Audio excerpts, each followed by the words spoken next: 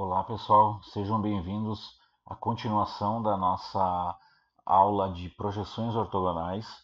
Essa parte daqui para frente a gente vai ver uma série de exemplos que podem ser representadas as nossas peças. Então a gente começa por esse exemplo aqui, onde eu tenho uma vista em 3D. Se eu olhar nessa direção aqui, eu vou enxergar esse perfil da frente. Ele está representado lá no plano. Se eu olhar a vista superior, eu vou enxergar as três superfícies aqui, que estão representadas aqui embaixo. Se eu olhar da vista lateral aqui, eu vou enxergar essas duas superfícies aqui e ela vai ficar representada naquele ponto ali. Então, organizando elas na forma de vistas, a gente vai ter a vista frontal, a vista lateral esquerda e a vista superior. Entendendo aquela informação de que a borda da frontal está alinhada com a borda da superior, a base da frontal está alinhada com a lateral esquerda e a mesma profundidade que eu tenho aqui, eu também tenho aqui. Então, esse tipo de situação. A gente não usa, não faz parte das normas do desenho, representar a superior em cima ou a superior aqui do lado. Não, elas são representadas do jeito que foi feito o tombamento desse sólido aqui, para ficar um entendimento mais fácil. Aqui tem um outro exemplo, vejam, ó, agora a gente não tem mais os planos lá atrás, a gente está olhando para a peça em 3D e vendo, ó, aqui, essa aqui, que é a vista frontal, ela está representada aqui. Ó. A vista superior, olhando de cima, eu enxergo uma, duas, três, quatro superfícies. Aqui estão as quatro superfícies. Só que quando eu olho tanto do lado esquerdo quanto do lado direito, eu só enxergo um quadrado. Eu não enxergo essas arestas ali dentro. Então, aquelas arestas ali dentro, elas vão ser representadas com linhas tracejadas. Percebam que eu tenho aqui, ó, uma linha, uma que está oculta aqui, duas linhas, três linhas, quatro linhas. Porém, no meu desenho aqui, eu represento apenas duas linhas tracejadas. Por quê? Porque a linha desse vértice e a linha desse vértice, elas estão alinhadas. Então, aqui vai ser uma linha em cima da outra. A gente só faz uma linha. Esse vértice aqui e esse vértice aqui também estão no mesmo alinhamento. Logo, gera apenas uma linha tracejada aqui deste lado. Então, quando eu tenho arestas não visíveis, elas são representadas com linha tracejada. Isso a gente viu lá no conteúdo de tipos de linha. Né? Aqui a gente tem um outro exemplo de peça com algumas coisas a mais. A gente tem as arestas visíveis dessa vista frontal, esse furo estendido, que na indústria a gente chama também de oblongo, os nossos furos aqui, dois furos, e percebam que quando eu tenho superfícies em forma de circunferência, eu começo a fazer o uso das linhas traço e ponto, que são as nossas linhas de centro. Por que linha de centro? Porque lá na frente, quando a gente estudar a parte de dimensionamento, para a gente colocar uma medida, uma dimensão da borda dessa peça até o posicionamento da broca, a broca a gente vai posicionar pelo meio dela, pelo centro dela. Então, a dimensão que a gente vai ter que colocar, ela vai da borda até o centro. Ela vai da borda até o centro no outro sentido também. Então, as linhas de centro, elas vão ser um grande aliado nosso quando nós começarmos a fazer a parte de cotagem, a parte de dimensionamento das nossas peças. Aqui, ó, quando eu faço o tombamento da vista lateral esquerda tombando para cá, eu não enxergo as bordas dos furos, eu não enxergo essa aresta e nem as extremidades dos furos. Então ela é representada como linha tracejada. Percebam que inclusive nessa vista eu faço uso das linhas de centro para simbolizar que essas linhas tracejadas são referentes ao furo. Quando eu represento um furo, eu sempre represento como se eu cortasse aqui. E eu represento essa extremidade do furo e essa extremidade do furo. As duas tangentes às extremidades, eu vou representar lá naquela vista. A mesma coisa ocorre para esse furo estendido. Eu vou pegar o extremo desse furo, eu vou representar aqui embaixo, o extremo desse furo eu vou representar aqui embaixo.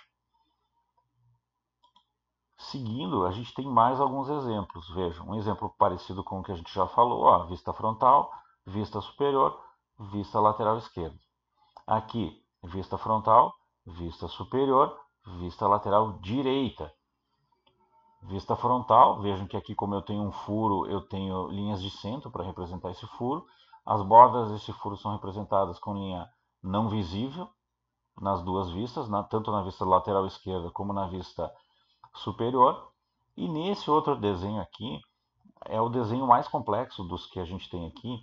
A gente vai ter esse perfil aqui, e aqui a gente tem um detalhe que, se eu tivesse apenas essas duas vistas, seria muito difícil interpretar o que é essa superfície aqui.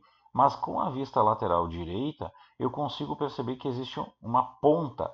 Essa superfície aqui, formada de dois planos, elas são as duas superfícies dessa ponta que tem na peça. E a peça ainda tem um recorte aqui, que quando eu tombo para a vista lateral direita, eu não enxergo ela. Então ela é representada com a linha tracejada. A gente pode ter uma quantidade muito grande de formas de representar as peças. Então aqui, por exemplo, vejam, eu tenho a vista frontal, que em algumas literaturas antigas ela também é chamada de elevação.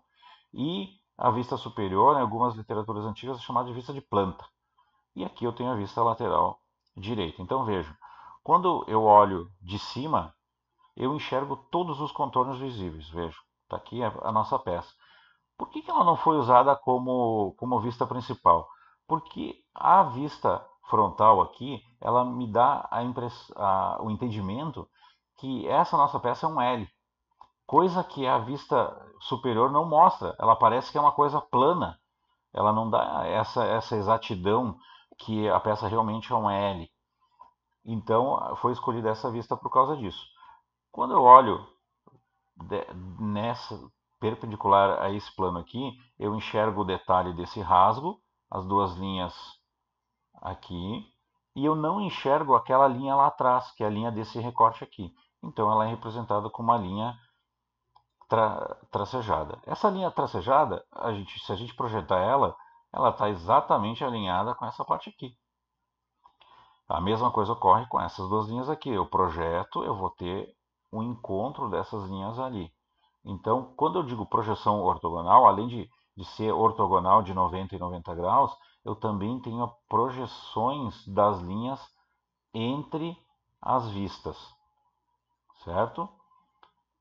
Complicando um pouco mais a nossa vida, a gente pode ter peças com complexidade muito maior do que aquelas que eu vinha mostrando até então. Aqui a gente vê uma peça com detalhes muito mais elaborados, linhas de centro, linhas tracejadas, o furo, um recorte na lateral. Esse recorte ele acaba aparecendo aqui porque ele não é passante, né? Ele não vai até o final da peça, ele só vem até aqui. Então eu acabo representando assim. Então tem uma série de maneiras de fazer, e cada uma se refere a um tipo de peça. Seguindo aqui, a gente tem uma outra peça. Vejam que nessa peça aqui eu sou obrigado a fazer o uso da vista lateral esquerda e da vista lateral direita. Por quê? Porque a vista de um lado da peça é totalmente diferente do outro lado. Então, se eu tentar representar com apenas uma, imagine eu representar esses detalhes aqui todos nas linhas tracejadas que vão ser mostradas aqui. Então isso vai dificultar muito a minha representação. E dessa forma aqui fica bem fácil de fazer. A gente vai ver mais para frente, quando a gente aprender a parte de cortes, seções, que ele vai facilitar a nossa vida nessas representações aqui, para não ter que representar pedaços que eu enxergo olhando nesse lado aqui, enxergo lá atrás, ou partes do outro lado da peça que aparecem na representação ortogonal. Então esse desenho aqui ele vai evoluir. Aqui tem alguns outros exemplos, né? Representação de uma peça para gerar essas vistas aqui. Isso eu vou deixar no material. Aqui tem uma representação com superfícies inclinadas. Ela é um pouco mais difícil de visualizar como é feita, né? Aqui, inclusive, tem uma representação de duas peças que ela pode ser muito parecida. Vejam que a vista frontal aqui, ela é muito parecida com essa vista aqui. Porém, quando eu faço a outra representação, no caso aqui a vista superior, eu percebo que a peça é totalmente diferente. Então a gente tem que cuidar com o tipo de vista que a gente escolhe. Nesse caso aqui tem o mesmo exemplo. Ó. Essa vista aqui, ela é igual a essa vista aqui, porém a peça é totalmente diferente.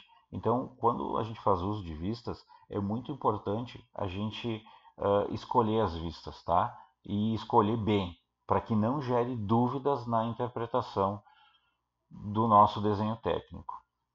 Aqui tem uma peça, como a gente já tinha feito antes, a mesma analogia, em que a gente sabe que podem ter 6 vistas, mas a gente escolheu a vista superior, a vista frontal e a vista lateral direita, que estão representadas aqui, certo? Desprezando as outras vistas, a vista lateral esquerda, a vista posterior e a vista inferior.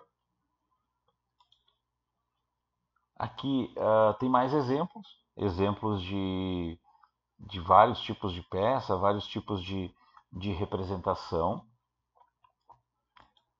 Mais exemplos com partes circulares, exemplos com superfícies inclinadas, para que vocês consigam ter uma quantidade bem grande de exemplos de projeção. Seguindo, a gente tem mais um exemplo daquilo que eu falei antes. Se a gente só olhar para essa vista e essa vista, vocês vão perceber que são iguais.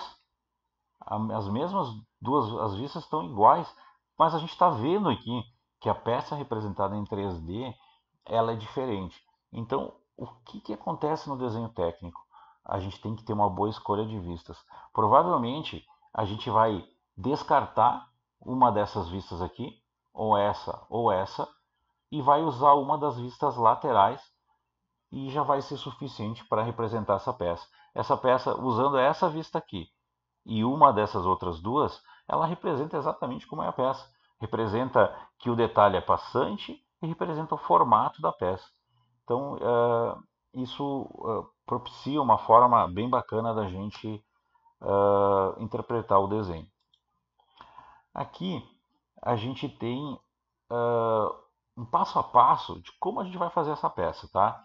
Então, o que acontece? A gente começa desenhando o tamanho máximo da peça. Escolhe a vista frontal, no caso aqui eu escolhi essa lateral aqui, que vai ser esse L. Então, eu vou desenhar o L aqui.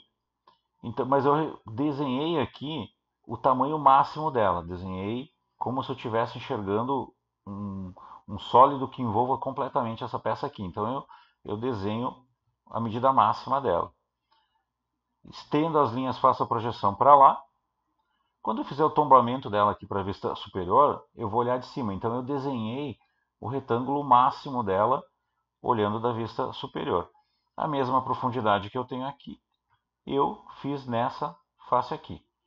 Com isso, eu consegui o quê? Eu consegui desenhar uma referência. Eu sei que as minhas vistas elas vão ficar dentro desse espaço aqui. Então, vejam, aí eu começo a desenhar linhas auxiliares. Aqui eu comecei desenhando as linhas de centro, eu comecei dividindo a vista lateral nessa aresta aqui, que é de um lado ao outro da peça. Eu fui acrescentando detalhes. Vejam que eu ainda estou fazendo o uso de linhas finas, né? Aí eu passei para linhas largas os contornos visíveis. Eu acrescentei os contornos invisíveis, os contornos com a linha tracejada, e eu já fiz as linhas de centro, traço e ponto. para demarcação desse furo aí. E na sequência o que eu faço? Eu elimino as linhas. Certo? Então essa é a forma como a gente faz, como a gente vai fazer nas nossas tarefas, em alguma das tarefas vai aparecer isso. Então essa aqui, já estou adiantando, é a forma como a gente faz o desenho técnico. Na sequência desse vídeo, vocês vão ter uma série de tarefas para executar referente à projeção ortogonal, mas referente à parte de interpretação. Então a primeira coisa que a gente vai fazer agora é testar se vocês sabem o que é a vista frontal, onde é a vista lateral esquerda, onde é a vista superior. Vocês vão identificar as vistas, qual vista é a lateral direita de qual frontal, fazer uma associação de vistas. Então vai ter uma série de exercícios para a gente gravar a parte de interpretação de vistas. Certo? Esse vídeo acaba por aqui. Fiquem bem e até mais.